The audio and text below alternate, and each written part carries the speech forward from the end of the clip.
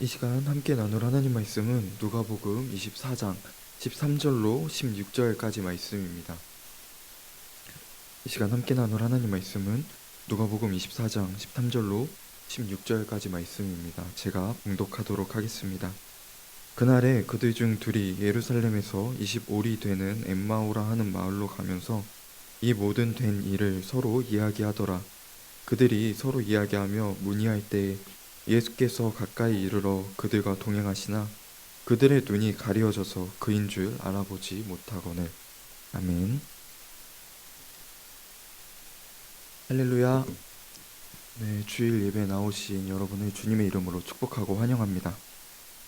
오늘 예배를 통하여서도 하나님께서 함께 하심을 경험할 수 있게 되기를 축복합니다.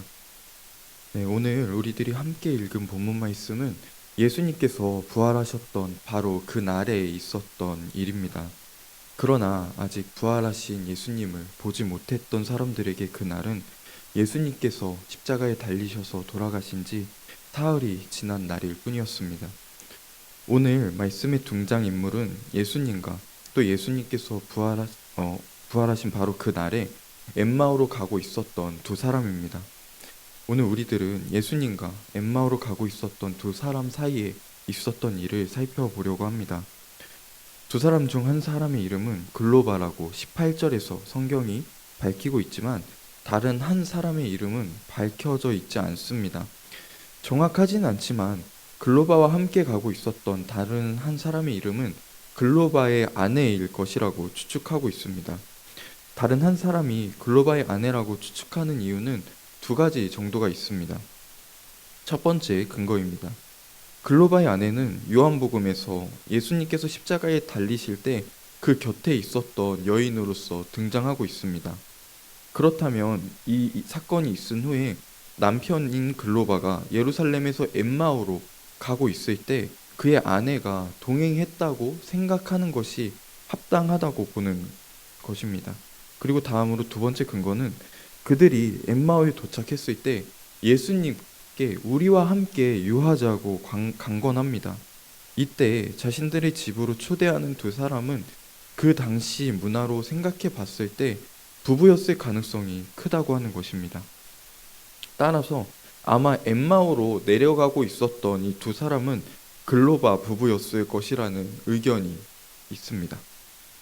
이 두 사람은 성경에 여러 번 기록되어 있지 않아서 정확하게 어떤 사람들이었는지 아는 것은 어렵지만 예수님께서 십자가에 달리셔서 죽으실 때 그 곁에 서 있었던 것을 생각해 보면 그들이 예수님을 따르던 제자들이었을 것이라는 것을 추측해 볼 수 있습니다. 그들은 예수님을 따라서 예루살렘까지 갔지만 낙담해서 다시 그들의 집이 있는 엠마오로 돌아가고 있었습니다. 그들은 엠마오로 가는 동안 예수님께서 십자가에 달리셔서 죽으신 일에 관해 이야기하고 있었습니다. 바로 그때 예수님께서 그들에게 가까이 가셔서 그들과 동행하기 시작합니다. 그러나 그들은 예수님을 알아보지 못합니다. 16절의 말씀에서는 그들의 눈이 가려져서 예수님을 알아보지 못한다고 이야기하고 있습니다. 마가복음 16장 12절에서는 예수님께서 다른 모양으로 그들에게 나타나셨다고 이야기합니다. 예수님께서 부활하셨을 때는 아마 살아계실 때 모습이 아닌 다른 모습으로 나타나셨을 것으로 우리들이 생각해 볼 수 있습니다. 아마 글로바 부부가 예수님을 알아보지 못한 첫 번째 이유는 예수님께서 다른 모습으로 나타나셨기 때문일 것입니다. 그러나 오늘 우리들이 읽은 본문에서는 그들의 눈이 가리어져 있었음을 분명하게 이야기하고 있습니다. 여기서 가리어졌다는 말의 원어의 뜻을 살펴보면 고정되고 변동이 없는 상태를 의미합니다. 그들의 시선이 고정되고 변동이 없기 때문에 그들이 그들에게 찾아온 예수를 알아보지 못했다는 것입니다. 그렇다면 그들의 시선이 어디에 고정되어 있어서 변동이 없었던 것일까요? 그날은 그들은 예수를 따르던 제자들이었지만 예수님의 죽으심 때문에 낙담해 있는 상태였습니다. 그들이 예루살렘을 떠나 엠마오로 가는 이유도 예수님의 승리를 기대하며 예루살렘까지 따라 올라갔지만 예수의 죽음을 본 후 낙담하여 다시 그들의 삶의 자리로, 다시 그들의 집이 있는 그 엠마오로 돌아오는 길이었습니다. 그들은 슬퍼하고 있었습니다. 이들의 이런 마음 상태는 엠마오로 가는 길에 예수님과 이들이 나눈 대화 내용을 살펴볼 때 알 수 있습니다. 예수님께서는 두 사람에게 지금 주고받고 있는 이야기가 무엇인지 물어보십니다. 그러자 그들은 슬픈 빛을 띠고서 머물러 섰다고 성경은 그들의 모습을 묘사하고 있습니다. 어떻게 예수의 죽음에 대해서 이야기하고 있는 것을 들었으면서도 무슨 이야기인지 모를 수가 있는가 하는 생각이 그들 가운데 있었던 것 같습니다. 글로바가 예수님께 어떻게 예루살렘에 있으면서도 거기서 일어난 일을 혼자만 모를 수가 있느냐고 이야기합니다. 그때 예수님께서는 무슨 일이 있었냐고 다시 반문하십니다. 그러자 글로바는 예수님에 대한 설명으로 시작해서 어떤 일이 있었던 것인지에 대해서 이야기합니다. 19절부터 24절까지 이 이야기가 나오는데 우리 19절부터 24절까지의 말씀을 함께 읽어보도록 하겠습니다. 19절부터 24절까지 말씀입니다. 시작. 이르시되 무슨 일이냐 이르되 나사렛 예수의 일이니 그는 하나님과 모든 백성 앞에서 말과 일에 능하신 선지자이거늘 우리 대제사장들과 관리들이 사형 판결에 넘겨주어 십자가에 못 박았느니라. 우리는 이 사람이 이스라엘을 속량할 자라고 바랐노라. 이뿐 아니라 이 일이 일어난 지가 사흘째요. 또한 우리 중에 어떤 여자들이 우리로 놀라게 하였으니 이는 그들이 새벽에 무덤에 갔다가 그의 시체는 보지 못하고 와서 그가 살아나셨다 하는 천사들의 나타남을 보았다 함이라. 또 우리와 함께 한 자 중에 두어 사람이 무덤에 가 과연 여자들이 말한 바와 같음을 보았으나 예수는 보지 못하였느니라 하거늘. 아멘. 글로바는 먼저 예수님께서 하나님과 또 모든 백성 앞에서 말과 일에 능하신 선지자라고 이야기합니다. 글로바가 경험한 예수 그리스도는 하나님 앞에서도 참된 분이었습니다. 예수님께서 하셨던 모든 가르침들과 또 예수님께서 보여주셨던 모든 기적과 이적을 포함한 모든 일들이 하나님 앞에서도 사람들 앞에서도 온전한 진리를 가르치고 또 진리를 행했던 것으로 생각했던 것입니다. 예수님을 대제사장들과 관리들이 사형 판결에 넘겨주어 십자가에 못 박혀서 죽으셨음을 이야기하면서 우리는 이 사람이 이스라엘을 속량할 자라고 바랐었다고 이야기하며 예수님을 따르면서 그 안에 소망을 품고 있었던 것에 대해서 이야기합니다.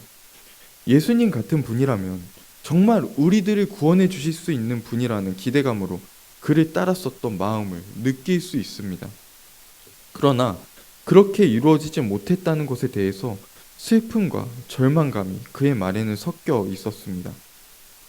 그리고는 예수님께서 죽으신 지 사흘이 된 지금 여자들이 무덤에 가서 시체가 없는 것을 봤고 천사들의 나타남을 봤다고 하는 이야기와 제자들 중에 두어 사람이 가서 확인해 보니 여자들이 말한 것과 같았고 예수는 보지 못했다는 말을 합니다.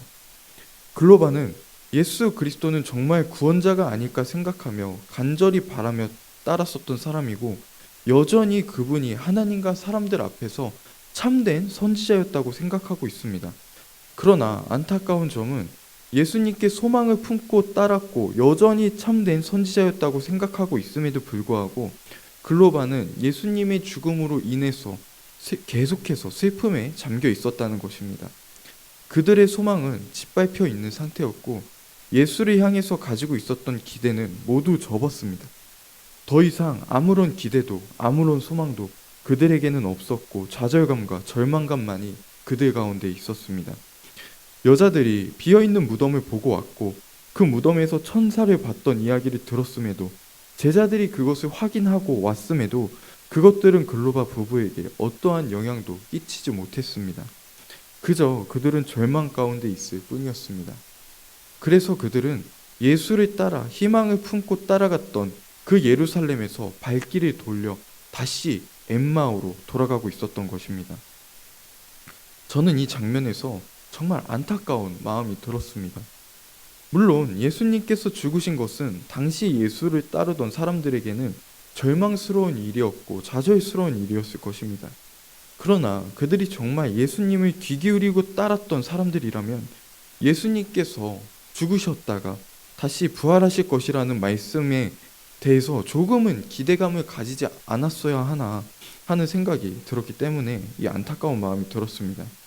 예수님의 말이 정말 하나님 앞에서 참된 말이었다고 생각했다면 또 예수님께서 말씀하셨던 그 죽음과 부활에 대해서 기억하고 기대하는 마음을 조금이라도 품고 있는 것이 맞지 않나 하는 생각이 들었기 때문입니다.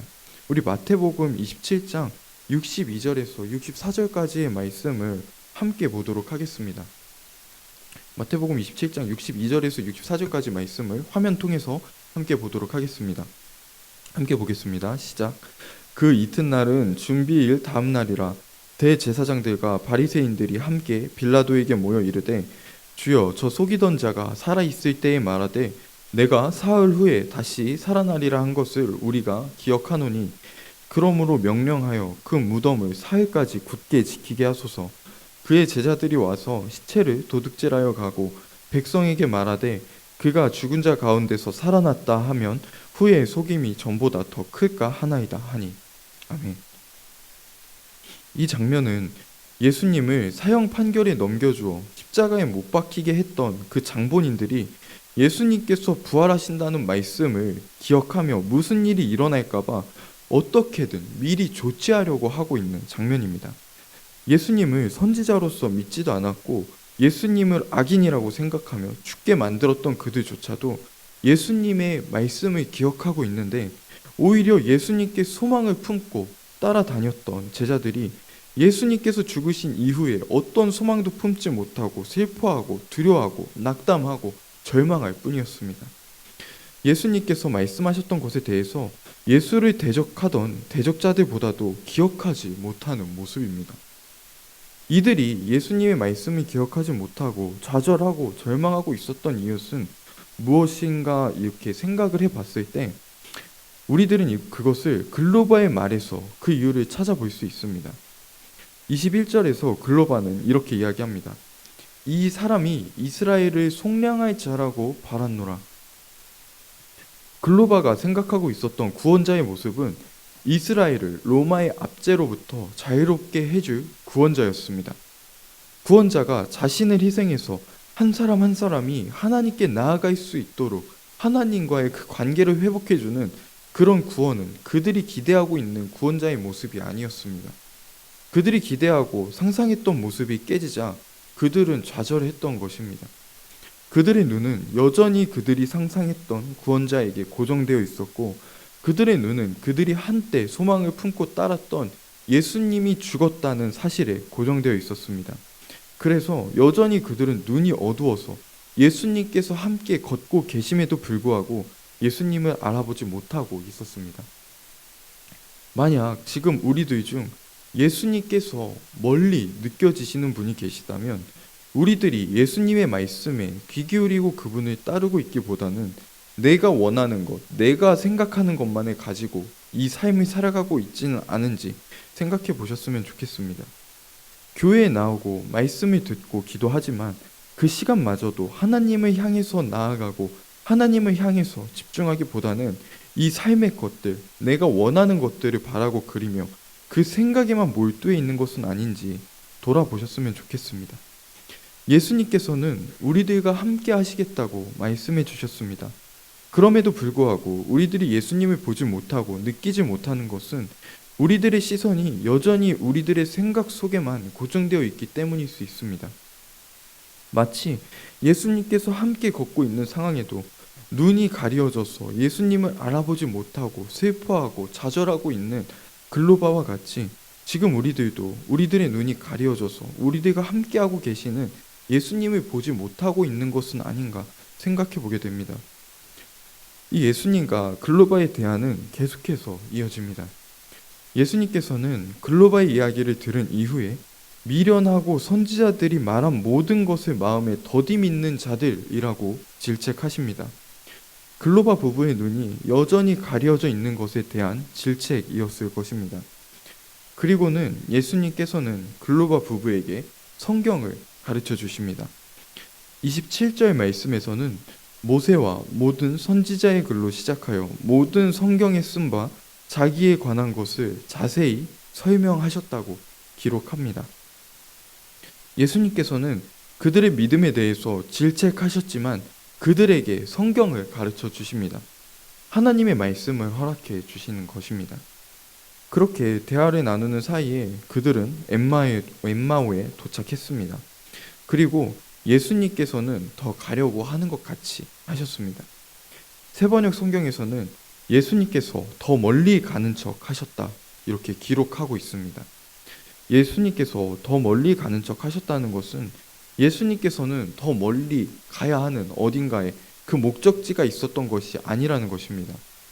예수님께서는 엠마오로 가는 그 두 사람에게 목적이 있어서 그들과 함께 걸으셨던 것입니다. 그렇기에 엠마오에 도착했다고 해서 예수님께서 더 가셔야 할 길이 있으셨던 것은 아닙니다. 29절에서는 글로바 부부가 그들의 집에 유하시기를 강권하였다고 기록합니다. 글로바 부부가 예수님께 함께 머물자고 권하고 예수님께서는 마다하시고 이런 실랑이가 몇 번 있은 후에 글로바 부부가 강하게 정말로 우리 집에 머물러서 이따가 가시라고 권하는 이런 장면을 우리들은 그려볼 수 있습니다. 글로바 부부가 예수님께 집에 머물고 가시라고 강하게 권했다는 것은 그들이 예수님을 알아보지는 못했지만 그들이 진심으로 예수님과 더 함께 하기를 원했다는 것을 알 수 있습니다. 그들에게 예수님은 여행길에 처음 만난 낯선 사람이었고 또 예수님과 있었던 일이라고는 예수님과 길을 걸으면서 대화한 것밖에는 없었습니다. 이런 상황에서 그들이 예수님과 더 함께 하고 싶어 했다는 것은 그들이 예수님과의 대화를 특별하게 느꼈다는 것을 보여줍니다. 예수님과 대화 중에 그들의 마음을 뜨겁게 했던 것은 예수님께서 가르쳐 주신 성경 말씀이었습니다. 그리고 예수님이 가르쳐 주신 성경 말씀은 다른 것이 아니라 예수님에 관한 말씀이었습니다. 26절 말씀을 보면은 예수님께서 그들을 질책하신 후에 그리스도가 이런 고난을 받고 자기의 영광에 들어가야 할 것이 아니냐라는 말씀을 하시고는 성경을 가르치시기 시작하시는데 예수님께서 가르쳐 주셨던 그 성경 말씀은 모세와 모든 선지자의 글로 시작해서 모든 성경에서 예수님에 관해 썼던 것들을 가르쳐 주셨습니다.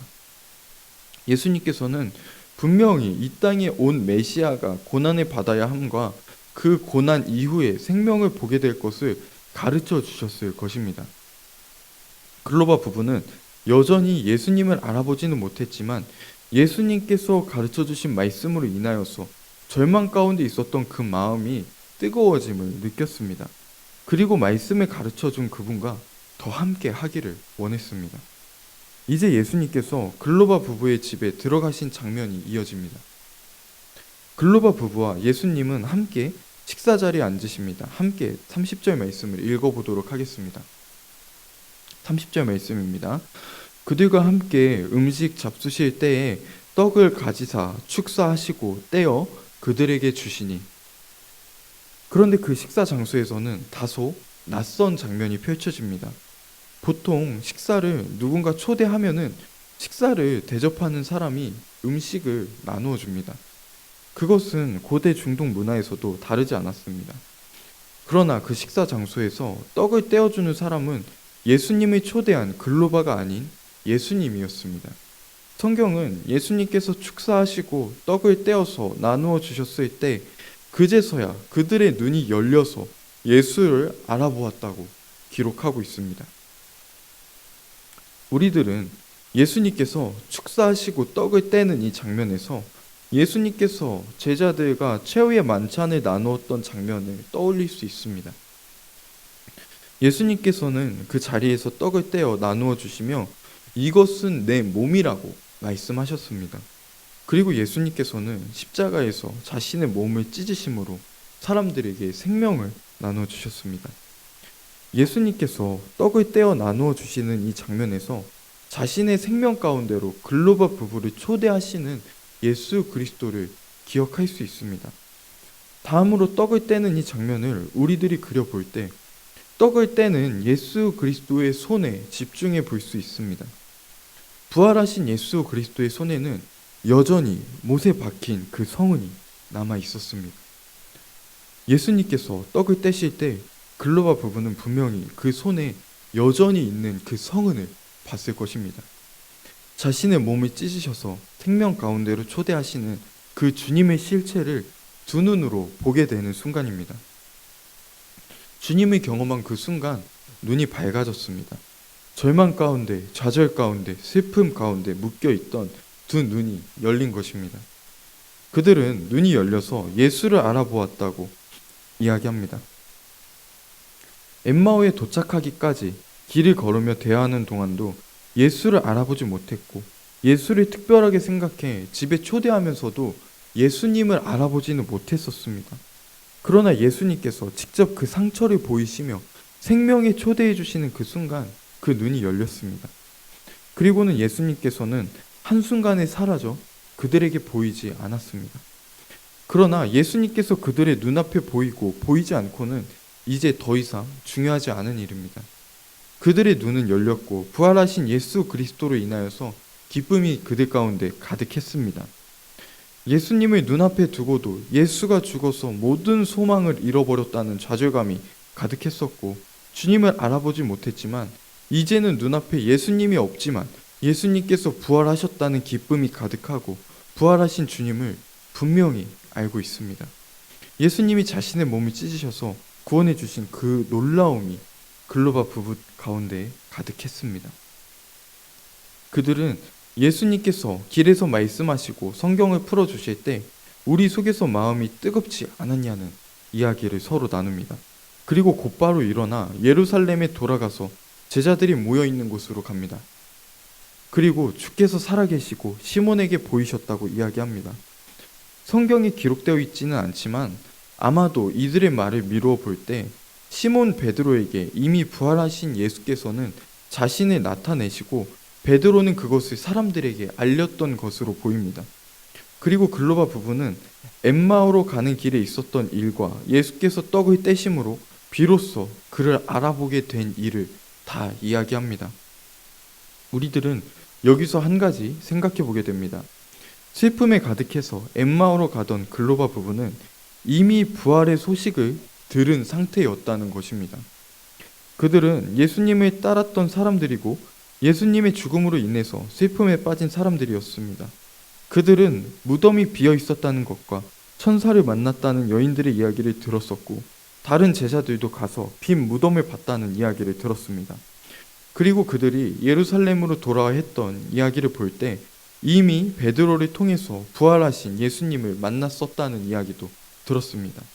그러나 그들은 여전히 좌절 가운데 있었고 엠마오로 가고 있었습니다. 엠마오로 가면서 예수님을 보고 성경을 배우며 마음이 뜨거워지는 것도 경험합니다.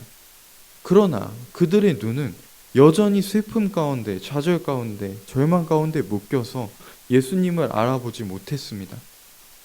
모든 것을 들었고 배웠고 예수님이 함께 하셨으며 마음이 뜨거워지는 경험까지 있었지만 그들은 여전히 함께 있는 예수를 모르고 여전히 그들의 눈은 어두웠다는 것입니다. 그랬던 그들이 직접 예수 그리스도께서 상처를 보이시며 생명을 주시는 예수님을 경험한 그 순간 눈이 열렸고 예루살렘으로 돌아갑니다. 그들이 예루살렘으로 돌아갔다는 것은 그들이 회복되어서 다시 예수 그리스도를 따르던 그 삶으로 돌아갔다는 것입니다. 이 시간 함께 예배를 드리고 있는 우리들의 모습을 한번 생각해 봤으면 좋겠습니다. 교회에서 말씀을 듣고 주님에 관한 이야기를 듣고 마음이 뜨거워지는 것도 느끼지만 삶을 살아가는 우리들의 시선은 여전히 이 세상의 여러 상황들 속에서 나의 뜻과 생각과는 다른 것들을 보며 그것에 묶여서 좌절하고 슬퍼하고 절망하고만 있는 것은 아닌지 우리들의 모습을 들여다볼 수 있었으면 좋겠습니다. 마치 글로바 부부가 예수 그리스도와 함께하고 있음에도 주님을 알지 못하고 절망 속에서 길을 걷고 있었던 것과 같이 예수님께서는 나를 찾아오셔서 함께 하심에도 불구하고 여전히 주님을 알지 못하고 절망 속에서 길을 걷고 있는 것이 나의 모습은 아닌가요? 우리들의 시선에도 우리들을 위하여서 찢긴 예수 그리스도의 그 몸이 보이기를 소망합니다.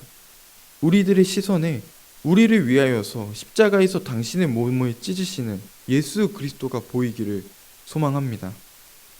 주님께서는 그 찢기신 손으로 직접 떡을 떼어서 글로바 부부에게 나누어 주시며 당신의 생명 가운데로 그들을 초대해 주셨습니다. 그들이 부활하신 예수님을 듣기만 하고 말씀을 듣기만 했을 때에는 눈이 여전히 가려져 있었지만 예수님의 찢기신 그 몸을 경험하는 그 순간에 그들의 눈이 밝아졌고 그 안에는 기쁨과 놀라움이 가득했습니다. 우리들 안에도 주님을 경험하는 그 순간이 찾아오기를 소망합니다. 주님은 여전히 우리들과 함께 하시며 당신의 찢기신 그 손을 우리들이 향해 내밀고 계시는 줄을 믿습니다. 우리들이 주님의 말씀을 듣고 머리로만 아는 신앙이 아니라 우리와 함께 하시는 그 주님을 보고 우리들이 향해 그 찢기신 손을 내미셔서 당신의 생명 가운데로 인도하시는 그 주님을 경험하는 그 놀라운 기쁨이 우리들 안에 다 있을 수 있기를 주님의 이름으로 축복합니다.